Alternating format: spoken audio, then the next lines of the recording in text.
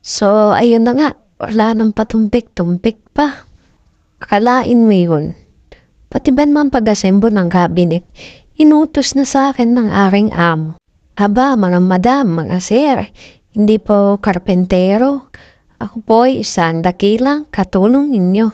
Meron sana akong assistant dito Ang kaso sabi niya, bibidyohan niya na lang daw ako. Kalain mo yun, libre pa sa trabaho. Sa mga nagpaplanong pong mag-abroad dyan, mag-isip-isip kayo. Hindi ko madali ang pag-abroad. Kailangan kahit papaano, flexible ho kayo. Halos lahat na ata ng pagkukumpuni dito nasubukan ko na sa bahay na to. Ilan taon na rin po ako nagtatrabaho dito sa abroad. 9 years. At sa awa ng Diyos, dahil mabait naman yung amo ko, hindi na po ako nagparipat-lipat. Mababait naman sila, lalo na kapag nasusunod mo agad yung mga gusto nila. Tulad na lang nito itong pag-assemble ng cabinet na to. Kasi kung ipapagawa pa nila to sa labas, magbabayad pa sila. Kaya yun, ginawa ko na lang dahil sa tingin ko madali lang naman. So, ayun na nga, tapos na. So, paano ba yan? Bye-bye!